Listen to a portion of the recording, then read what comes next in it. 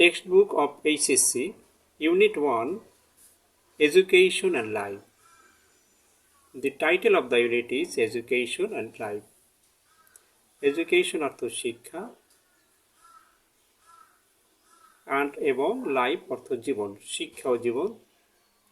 Unit 1 এর শিরোনাম হচ্ছে শিক্ষা ও জীবন। এডুকেশন শব্দটি নাউন, এর অ্যাডজেক্টিভ হচ্ছে এডুকেটিভ, শিক্ষামূলক। অন্য অ্যাডজেক্টিভ হচ্ছে এডুকেশনাল, শিক্ষা সংক্রান্ত। আর এডুকেটেড শিক্ষিত, এর ভার্ব হচ্ছে এডুকেট অর্থ শিক্ষিত করা।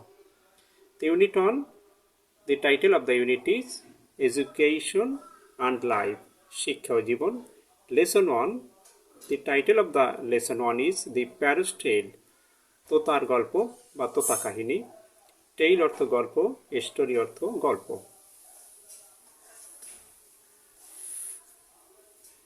The Parrot's Tale, তোতা কাহিনী বা তোতার গল্প। It is written by Rabindranath Tagore. Translated অনুদিত বা অনুবাদকৃত বাই কায়সার হক। ট্রান্সলেট অর্থ অনুবাদ করা, পাস্ট পার্টিসিপল। পাস্ট পার্টিসিপল যদি টেন্সের মধ্যে না পড়ে, টেন্সের অন্তর্ভুক্ত না হয়, অ্যাডজেক্টিভের কাজ করে। অনুবাদকৃত ভালো বাংলা হচ্ছে অনুদিত। ওয়ান্স আপন আ টাইম, একদা, দেয়ার লিভড বাস করত আ বার্ড, একটা পাখি। একদা একটা পাখি বাস করত। এখানে দেয়ারের পরে লিভড ব্যবহৃত হয়েছে, যদিও এখানে বার্ড হচ্ছে সাবজেক্ট। নিয়ম হচ্ছে যদি কোনো বাক্য দেয়ার অথবা হিয়ার দিয়ে শুরু হয় তাহলে আগে আসবে ভার্ব, পরে সাবজেক্ট চলে যাবে। Past indefinite. ওয়ান্স আপন এ টাইম, একদা, দেয়ার লিভড আ বার্ড, একটা পাখি বাস করত।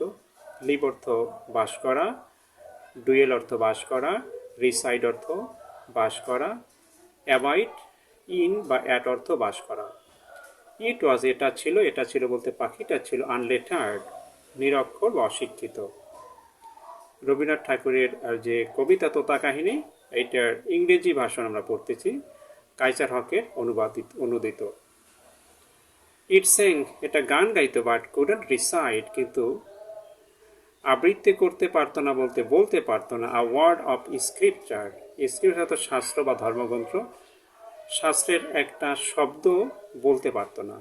পাখি কথা বলতে পারবে না, সেটাই স্বাভাবিক। যদি গল্প পড়তেছি আমরা, ইট হোপ, হোপ মানে লাফানো, হোপ মিন্স জাম্প। ইট হোপ পাস্ট ইনডিফিনিট, এটা লাফাতো। অ্যান্ড ইট ফ্লিউ, এটা উড়ে বেড়াতো।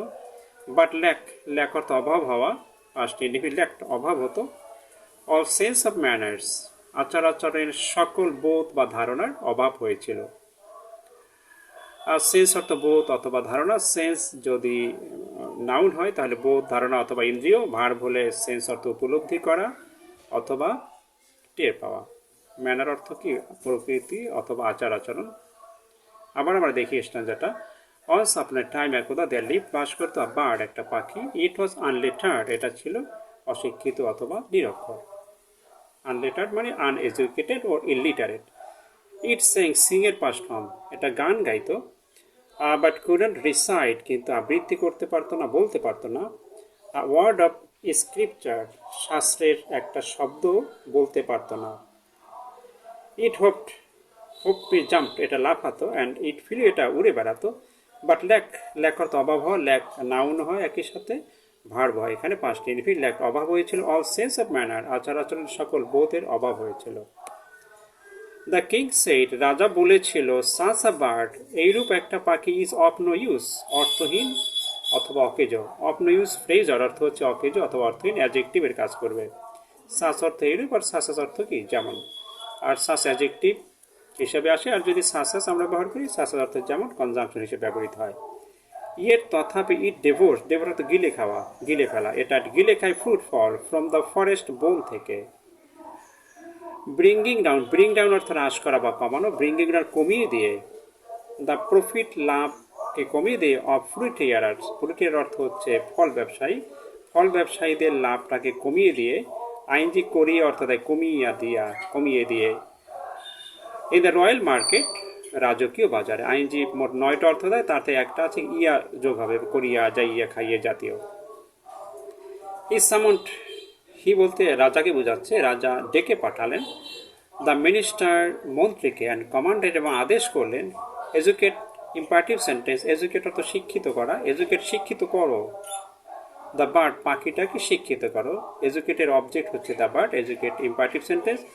এডুকেট অর্থ শিক্ষিত করা, এর শব্দটি ভার্ব, নাউন হচ্ছে এডুকেশন শিক্ষা, অ্যাডজেক্টিভ আছে তিনটা, এডুকেটেড শিক্ষিত, এডুকেটিভ শিক্ষামূলক, আর এডুকেশনাল শিক্ষা সংক্রান্ত, আর এডুকেশনিস্ট এদের নাউন অর্থ হচ্ছে শিক্ষাবিদ।